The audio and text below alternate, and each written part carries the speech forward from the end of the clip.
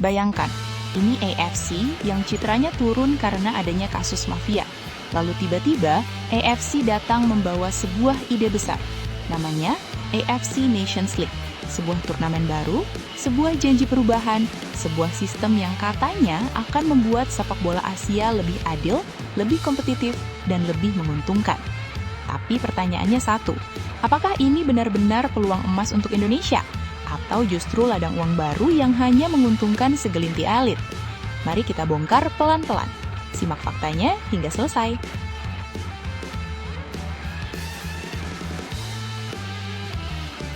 Erick Thohir, Ketua Umum PSSI, mantan bos klub Eropa, Menpora, dan kini wakil Indonesia di hadapan orang nomor 1 sepak bola dunia.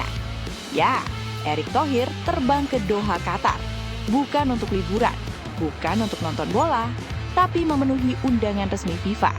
Pertanyaannya, apa yang sebenarnya sedang diperjuangkan Erick Thohir di sana?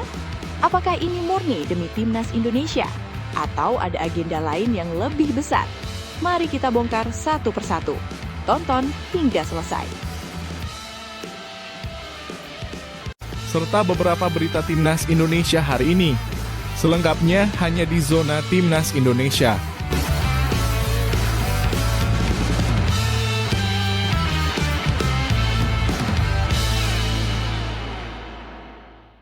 Sebelumnya, jangan lupa subscribe channel ini supaya tidak ketinggalan berita timnas Indonesia. Bayangkan, ini AFC yang citranya turun karena adanya kasus mafia. Lalu tiba-tiba, AFC datang membawa sebuah ide besar. Namanya AFC Nations League. Sebuah turnamen baru, sebuah janji perubahan, sebuah sistem yang katanya akan membuat sepak bola Asia lebih adil, lebih kompetitif, dan lebih menguntungkan. Tapi pertanyaannya satu, apakah ini benar-benar peluang emas untuk Indonesia? Atau justru ladang uang baru yang hanya menguntungkan segelintir elit? Mari kita bongkar pelan-pelan. Simak faktanya hingga selesai. Apa itu AFC Nations League? Pada 21 Desember 2025, AFC resmi mengumumkan rencana besar mereka, meluncurkan AFC Nations League, meniru konsep yang sudah lebih dulu sukses di Eropa dan Amerika Utara. Konsepnya sederhana, tapi revolusioner. Selama ini jeda internasional FIFA sering diisi laga persahabatan. Masalahnya, lawan sering tidak selevel. Pertandingan minim makna. Pelatih sulit mengukur progres tim. Fans cepat bosan. UEFA sudah mengatasi masalah ini sejak 2018 lewat UEFA Nations League. Hasilnya, laga lebih kompetitif. Negara kecil punya lawan seimbang. Tim besar tidak lagi buang waktu. Rating siaran naik, uang sponsor mengalir. Sekarang, AFC ingin melakukan hal yang sama. Bagaimana formatnya? AFC punya 47 negara anggota. Belum ada format resmi. Tapi jika mengacu pada UEFA, maka sistemnya kira-kira seperti ini. Timnas dibagi ke beberapa kasta, Liga A, Elit, Liga B, Liga C, dan Liga D terbawah. Setiap liga dibagi grup kecil, ada promosi dan degradasi. Juara Liga A bertanding di fase gugur untuk menentukan juara Nations League Asia. Semua laga digelar saat jeda FIFA, bukan di luar kalender. Artinya apa? Tidak ada lagi jeda FIFA yang terbuang. Setiap pertandingan punya arti. Setiap negara punya target realistis. Kedengarannya indah, bukan? Di mana posisi Indonesia? Ini bagian yang paling menarik. Dengan ranking FIFA Indonesia saat ini, besar kemungkinan timnas tidak langsung masuk Liga A, tapi punya peluang besar di Liga B atau Liga C. Dan justru disinilah peluang emasnya. Indonesia tidak perlu langsung menghadapi Jepang, Korea, atau Iran. Indonesia bisa bertemu lawan selevel, menang lebih sering, meningkatkan ranking FIFA, naik kasta secara bertahap.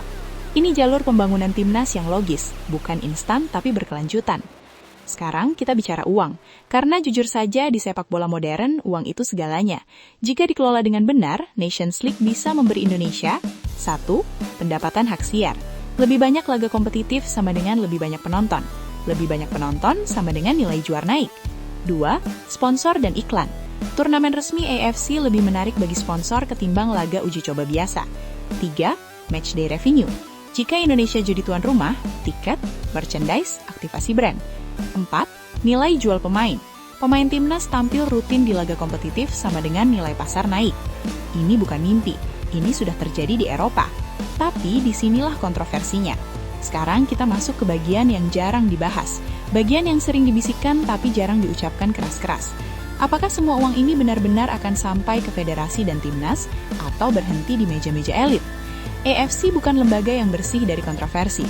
Dalam sejarahnya, AFC berkali-kali dikritik soal transparansi dana, pembagian hadiah, keputusan yang dianggap politis, dominasi negara-negara tertentu. Maka wajar jika publik bertanya, apakah Nations League ini murni untuk pengembangan sepak bola Asia atau cuma proyek bisnis berkedok prestasi? Disinilah peran PSSI jadi krusial. Jika PSSI pasif, tidak kritis, tidak menuntut transparansi, tidak siap secara manajemen, maka Indonesia hanya akan jadi pengisi jadwal, bukan penerima manfaat. Tapi jika PSSI aktif di Komite AFC, menuntut pembagian pendapatan adil, menyiapkan tim, logistik, dan kalender dengan rapi, mengawal kepentingan timnas, maka Indonesia bisa jadi pemenang besar. Kita jujur saja, masalah Indonesia bukan cuma di lapangan, tapi di luar lapangan. Jadwal liga sering bentrok, klub dan timnas tarik-menarik pemain, infrastruktur belum merata, manajemen sering reaktif bukan proaktif. Nations League menuntut kedisiplinan kalender. Jika tidak siap, ini bisa jadi beban, bukan keuntungan. Kesimpulannya, peluang emas atau perangkap baru. AFC Nations League adalah pedang bermata dua. Di satu sisi, peluang emas untuk naik level, laga rutin berkualitas, potensi uang besar, jalan jelas untuk membangun timnas. Di sisi lain, resiko eksploitasi finansial, ketimpangan pembagian keuntungan, negara kecil bisa tetap jadi pelengkap. Tanpa pengawalan, manfaatnya bisa menguap. Pertanyaan terakhir untuk kita semua, apakah Indonesia siap memanfaatkan peluang ini? Atau kita akan kembali berkata, seandainya dulu kita lebih siap, karena kesempatan tidak datang dua kali, dan di sepak bola, yang tidak siap akan selalu tertinggal. Tulis di kolom komentar pandangan kalian.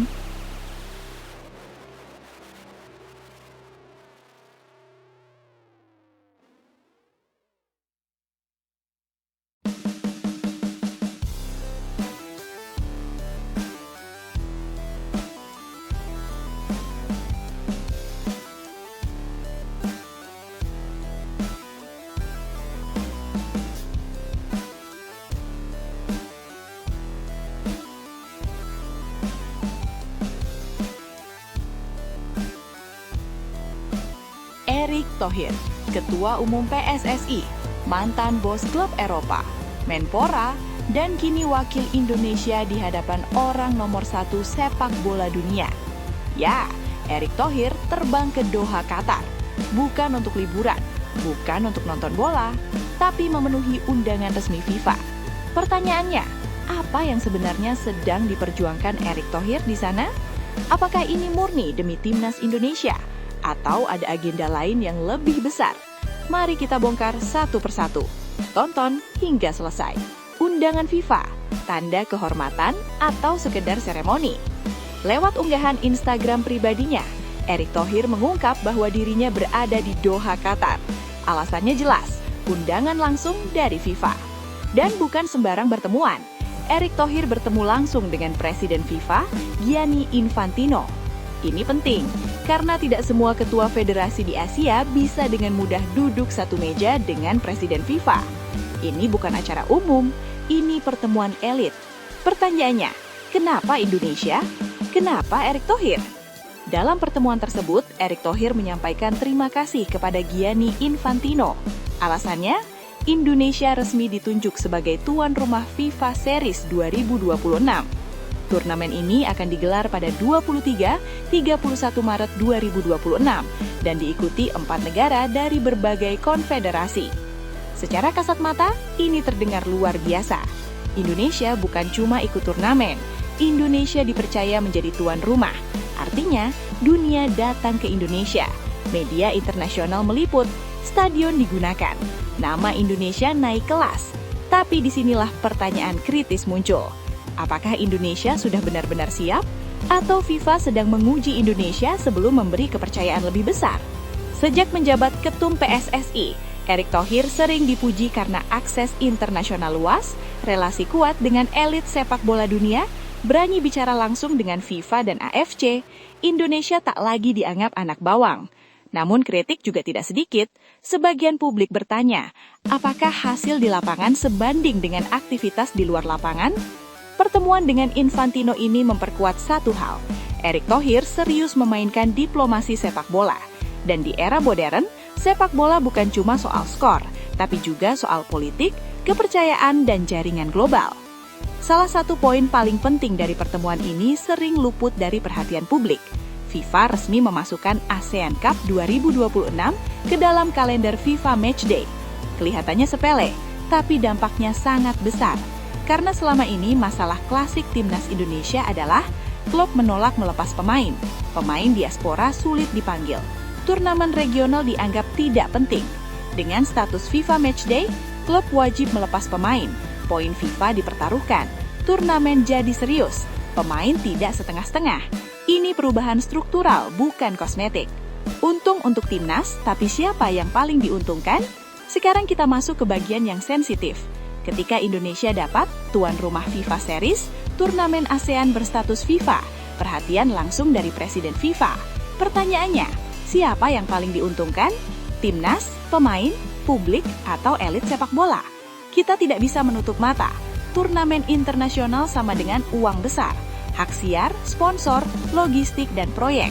Selalu ada potensi konflik kepentingan. Publik berhak bertanya, bukan karena benci, tapi karena sepak bola Indonesia terlalu sering dikecewakan di masa lalu. Pertemuan di Doha ini menempatkan Erick Thohir di posisi unik. Jika sukses, Indonesia naik level. PSSI makin dipercaya. Jalan ke event besar terbuka lebar. Jika gagal, kritik akan berlipat. Publik kehilangan kepercayaan, momentum emas terbuang. Tidak ada ruang untuk setengah-setengah. Foto bersama Presiden FIFA memang keren. Postingan Instagram memang terlihat megah. Tapi publik Indonesia sekarang lebih cerdas. Yang ditunggu bukan foto, tapi prestasi, sistem yang rapih, timnas yang konsisten, kompetisi yang sehat. Doha hanyalah awal. Ujian sebenarnya ada di Jakarta, Surabaya, Bandung, dan seluruh Indonesia. Erick Thohir sudah melangkah jauh. Bertemu Infantino bukan hal kecil. Mendapat FIFA Series bukan hadiah sembarangan. Memasukkan ASEAN Cup ke kalender FIFA adalah terobosan nyata. Tapi satu hal yang harus diingat, semakin tinggi panggung, semakin besar sorotan. Sekarang bukan soal bisa dekat dengan FIFA, tapi apa yang Indonesia lakukan setelah diberi kepercayaan. Apakah ini awal kebangkitan sepak bola Indonesia, atau hanya momen manis sebelum kekecewaan baru? Jawabannya bukan di Doha. Jawabannya ada di lapangan.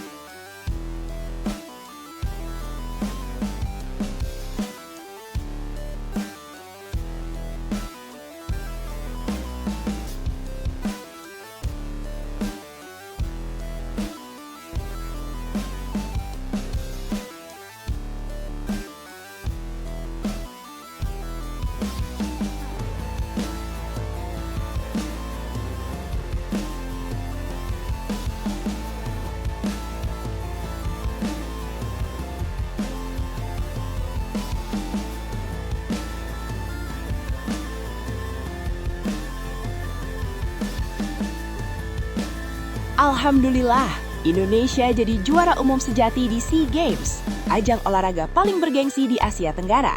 Simbol persatuan, sportivitas, dan semangat fair play.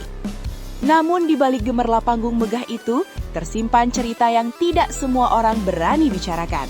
Cerita tentang kontroversi, tentang keputusan janggal, tentang atlet yang berjuang bukan hanya melawan lawan, tetapi juga melawan sistem. Dan di tengah badai itu, Indonesia berdiri dengan satu hal yang tak bisa dibeli, kejujuran. Simak faktanya hingga selesai.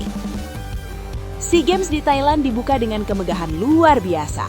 Upacara pembukaan memukau dunia. Semua negara datang dengan semangat yang sama, bertanding secara adil, pulang dengan kebanggaan. Indonesia datang dengan persiapan matang, latihan panjang, mental baja, dan target yang jelas, menunjukkan prestasi bukan drama. Di hari-hari awal, pertandingan berjalan normal. Sorak-sorai penonton terdengar meriah. Namun perlahan kejanggalan mulai terasa. Beberapa cabang olahraga mulai menjadi sorotan. Jadwal pertandingan berubah mendadak, aturan teknis direvisi di menit-menit terakhir, dan yang paling memicu emosi, keputusan wasit yang dianggap berat sebelah. Ada pertandingan krusial, di mana atlet Indonesia unggul secara teknis, namun justru kalah karena penalti kontroversial. Ada skor yang dipertanyakan. Ada pelanggaran lawan yang dibiarkan, ada protes yang tak digubris. Bukan hanya Indonesia yang merasakannya, beberapa negara ASEAN mulai berbisik. Namun banyak yang memilih diam. Kenapa? Karena bicara berarti resiko.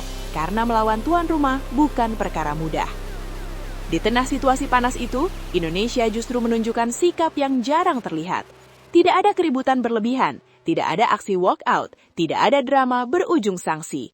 Atlet-atlet merah putih tetap bertanding, tetap fokus, tetap hormat pada lawan dan wasit, meski hati mereka tahu ada yang tidak adil.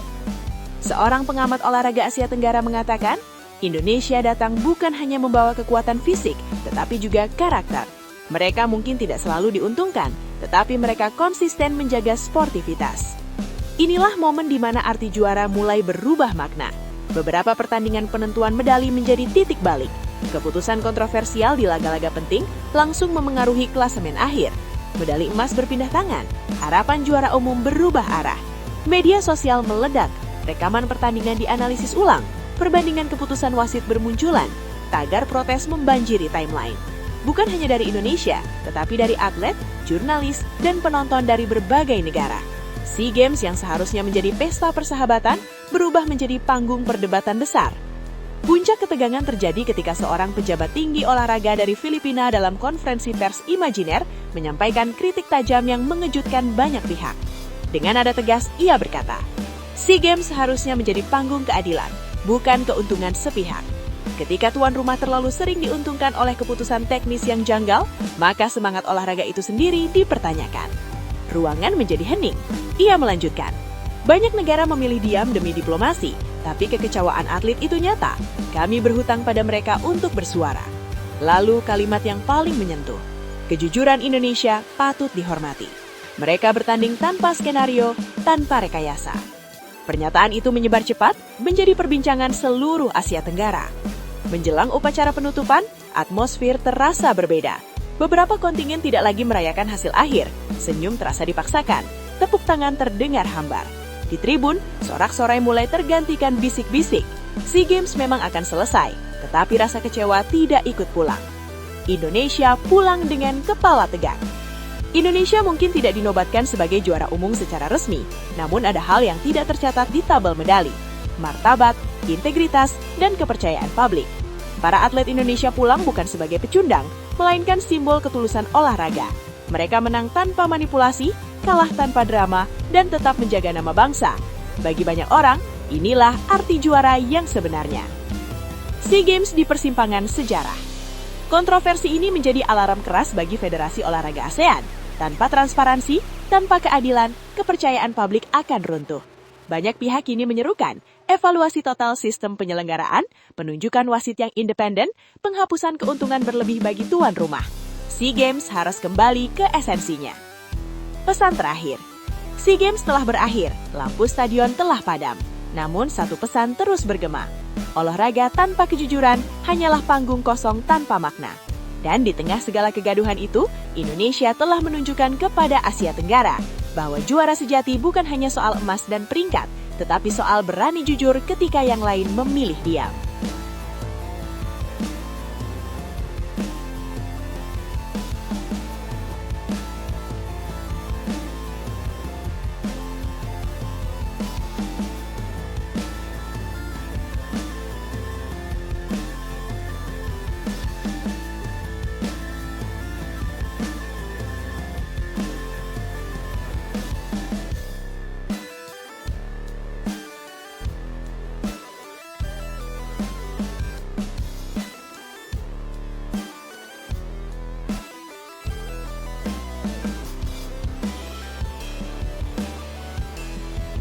Bayangkan satu momen di mana seluruh bangsa menahan nafas, di mana keringat, air mata, dan doa bertemu di satu titik.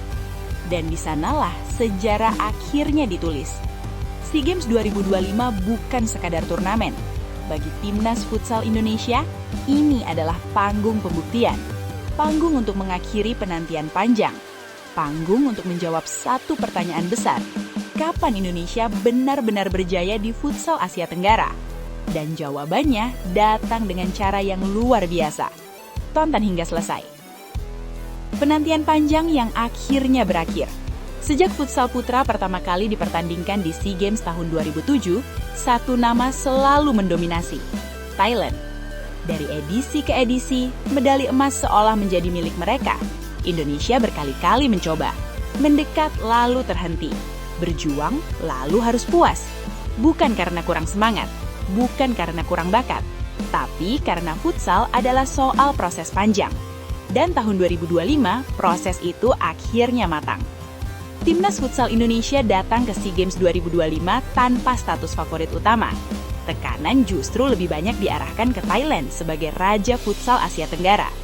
Namun perlahan, Indonesia menunjukkan sesuatu yang berbeda.